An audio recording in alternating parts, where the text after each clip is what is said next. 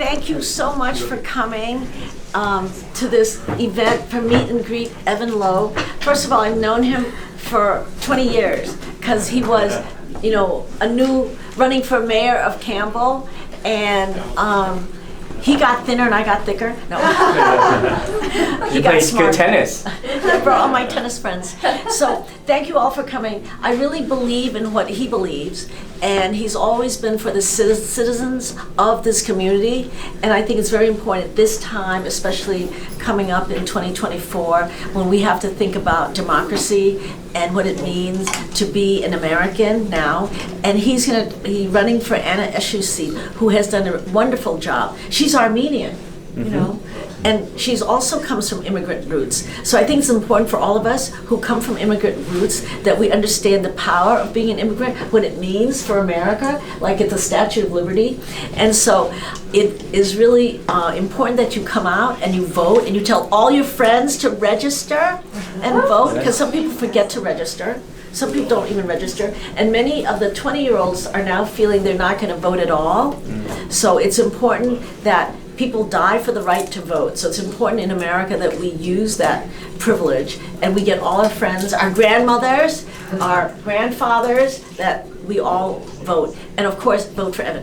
And we all know that money counts and money talks. So if you can, tell everybody to give. Whatever they can give is fine.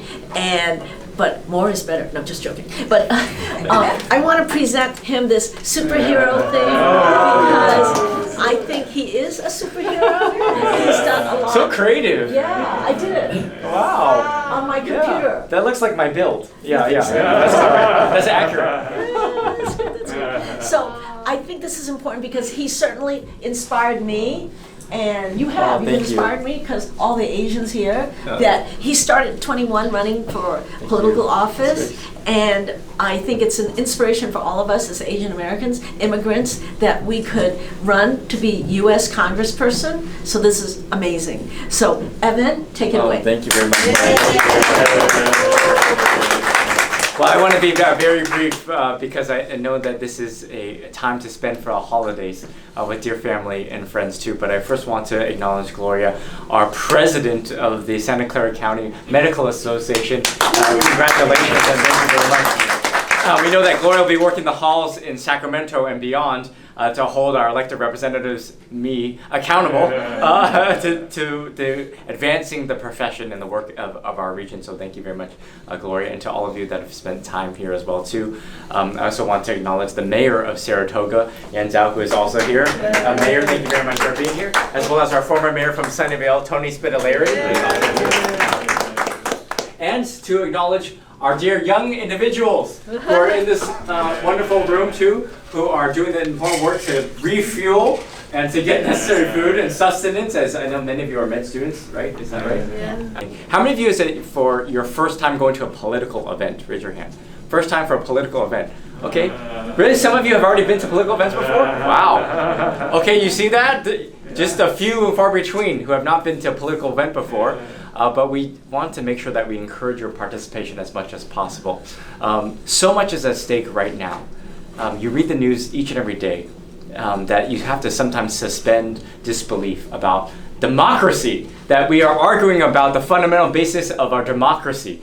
That's where we are in this environment, in this day and age, which is why it's important that you are participatory and that we understand who our elected representatives are to hold us to accountable to you, but that you know who we are and that we can be accessible to the best extent possible. That is what is at stake in this country. What is at stake right now? You see the war going on in Israel and Palestine. You see the conflict with China and Taiwan. You see the conflict in Russia and Ukraine. You see the conflict even here at home with those that are unsheltered in a region in which we have the most venture capital, most beautiful talent, the tapestry of talent in this region, and yet we have individuals that are unhoused and unsheltered. What kind of America, what kind of California do we want to live in? And that's why it's important that we are gathered to help support and say, these are the values that we stand for basic equity in our community, in our environment. And that's what we want to see in our elected representatives, not just by empty rhetoric, but real results as well too. For those of you who I had not the pleasure to meet, I am 40 years old, and I serve in the California State Legislature. I'm in my 10th year, representing many parts of this region, and now currently in Cupertino, Sunnyvale, Santa Clara, and San Jose. And in that capacity, California would be the 5th largest economy in the world if we were our own country. That's the scope and the magnitude of the state of California in the United States. And we think about the magnitude and the impact that that has. Many look to California for replicating areas of success. How do we make sure that we're focused on providing healthcare and accessibility to those who are uninsured? How do we make sure that we're, again, addressing the issue of affordability and the cost of living specifically? That's why, for example, I sit on the Higher Education Committee. We provide opportunities for free community college to allow for greater access to individuals to get out of the issues of poverty. Did you know, for example, that when we think about also a statement of our values, we're building more prisons than we are higher educational institutions? That it costs to incarcerate, an average Californian to incarcerate someone is $75,000 versus educating someone is $15,000 a year. So we're getting a little bit wrong here, in which we need to make sure that we're focused on the equity lens and getting people out of the issues of poverty. This is systemic, but providing the institutions that we cherish and that we value as well. A little bit about the state of the race. There are 13 candidates in this race. How many of you know who George Santos is? Raise your hand. George Santos in New York. Luckily, George Santos is not in this election or this race. But I mention him because you have a George Santos in a race like that, and yet you have 13 individuals very qualified and also similarly in this capacity. But what makes my candidacy distinct and unique is that in Congress, you need longevity. In other words, you need 10 years at least to gain seniority to be able to deliver, and that's why Congresswoman Ann Eshoo has been so effective in close to 32 years of service delivering resources to our communities. She's delivered for Sunnyvale, she's delivered for Saratoga and in Campbell and many other places. So seniority is important. So having a long runway and trajectory is meaningful and important. I also chair the Technology and Legislative Caucus in the California State Legislature, and we're having a conversation earlier about what the issue of the day is. Machine learning and AI. And some of you may have seen the congressional hearings asking of the oversight of TikTok or Facebook, and the lack of competency of fundamental questions like, do these social media platforms access the internet?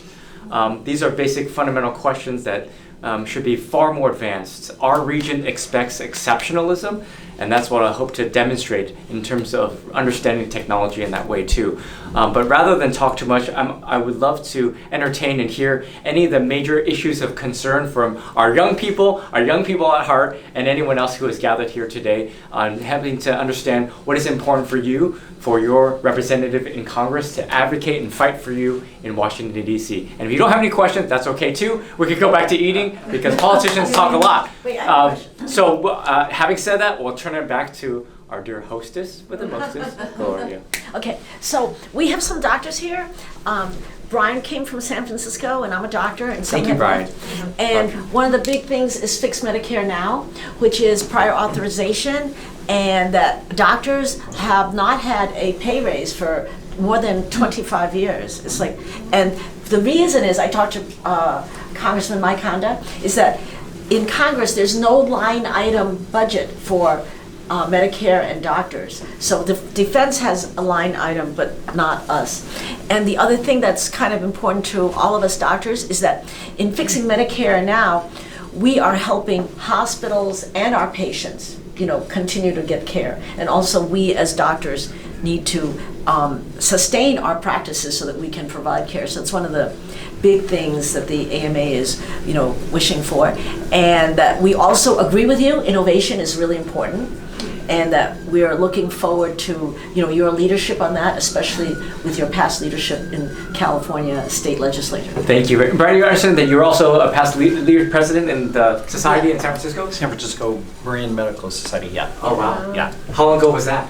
2020. I got to be the COVID president. Oh, my goodness. Yeah. So That is, if you talk about challenges to healthcare, that was the biggest thing that I hope we have to face in my lifetime. But just basic things like we had to source masks and gloves and things and hand sanitizer. And, I actually organized a caravan of people who went to the airport to pick it up, and we delivered it to my friend's garage, and then we had caravans of cars come pick it up and distribute it to medical practices all over San Francisco and Marin. I mean, that's the level of granular activity that we had to resort to be sure that our patients and our fellow doctors could be safe, you know, and it feels like we're still on red alert when it comes to things like Medicare funding to keep private practices open, because it's an access issue. You know, it's really not about money. Small private practices and small community clinics can't keep the doors open because Medicare reimbursement to doctors isn't keeping pace with inflation at all. So at the end of the day, it's all about access and equity. And that's why I appreciate the advocacy for physicians to spend their time out of their own practices to help advance the profession and talk about some of these issues. We may be doing better here in some of the higher concentration areas of individuals, but in the Central Valley, at least in the state of California, we've always talked about that, increasing access and reimbursement rates. Many providers just say, I don't want to do it because it's just too much of a nightmare and just too much of the paperwork, it's just not worth it. But how do we help incentivize for sort of the hard to serve areas for the access, number one. And then at least on the COVID front, I can't tell you how many emails we have been receiving during COVID and calls, the lack of recognition of basic science. And I share that with you because thank you very much. You are the first responders and you are the individuals that are saving lives. And it's important that we reflect that in public policy as well. In fact, I had legislation to strengthen that of the medical board in going after some of these unscrupulous doctors who did not adhere to the basic fundamentals that is consistent with taking that oath and getting the licensure as well too. So we very much hope to strengthen the profession, and I welcome that engagement and partnership with you as well. Yeah, I think telehealth is really important for access to care, and the robust nature of things like AI and LLMs can help, and I think it's really great that you're into this. This is so good. Yes. While also making sure that we talked about telehealth, sometimes though, it's important that we recognize that there are limitations at times, and how to acknowledge that sometimes these are not comprehensive exams. So for example, there was a company that just went under that was seen as a tech company. It's called Smile Direct Club, that they would send you rolling. This is of course orthodontists who fought that of this telemedicine, in which they would send trays but not having the type of review and comprehensive exams, and actually ruining teeth. And so they just recently, last month, went bankrupt because they were setting up shops at malls and saying, oh, please, we can straighten your teeth without supervision of a doctor. So we have to be careful in making sure that we adopt technologies, but then that we also understand relative limitations. So incorporating it in while also understanding how to make sure that we get to the direction as well. Yeah, I think Santa Clara County Medical Association, February 17th, mark your calendar. It can be Zoom and in person. It's from 8 to 10. We're going to talk about AI and healthcare. Oh, wow. We're going to have doctors. Brian is speaking, and we're going to talk about the possibilities. Like, for example, IBM is talking about the foundational aspects of AI in the sense of using AI and machine learning to look at the genome, the human genome, and find rare diseases and shorten the runway to creating a drug. So she's giving a talk. She's one of the senior vice presidents. Yeah, for those of you young, we're living in this in real time. Because you see what is the reality, and government is slow to catch up on the regulatory. So the regulatory and the laws do not necessarily match up with what the technology is, and by the time government and regulatory catches up, the technology has already advanced beyond. So that's why it's a constant challenge to catch up, but that's why these conversations are important, so that we are in real time having these discussions. So all of you are welcome. February 17th, I'll send you an email. Yes. Any other compelling issues that's on top of mind for anyone at all too? If not, we can get back, of course, to the wonderful time too, but we very much appreciate your time as well as being here. Most importantly though, this is a campaign and we require as much engagement as possible. So absentee ballots and mail-in ballots come out in about 40 days or so. So if you know individuals who live in these communities of Atherton, Saratoga, Los Altos Hills, Saratoga, Campbell, Atherton, Monte Sereno, Menlo Park, Portola Valley, Woodside, these are Palo Alto, these are the communities as well too. So if you can, I hope that you'll post about what you're doing tonight at a political event, so that we can have others spread the word about the importance of government engagement. Oh, we have to do a shout. our campaign shout. Oh, do you have a shout in mind? Oh, do you have a shout? Team Low. Yes. Okay, let's go. Yes. Okay. So Gloria just said it. Okay. So what is the Team Low, let's go. Okay. Okay. All right. So, Okay, ready? Yes. Team Low, let's go. Thank you for spending time. I know your schedule is very busy, so thank you very much for being here. Thank you. Oh, thank you. Thank you for joining us here. Thank you for joining us here.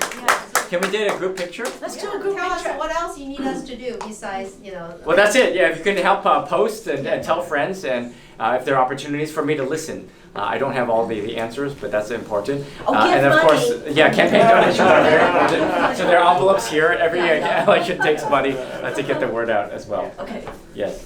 Give money. Yeah. So it's good. Yes, and post on social media. Yeah, we think that there's a lot of younger people in like their 20s who aren't going to register, and if they could even register, if you get them to register, that's step one, and then tell us about why this campaign is important and why Evan, and it's important to engage anyway. They talked about that. If we engage, we get endorphins. Did you know that? Oh. Yeah, so it's like we don't need cocaine and fentanyl. It's like- You heard it from the president's mouth. You don't need cocaine or fentanyl. We just need engagement. Yeah. You said it as a slang.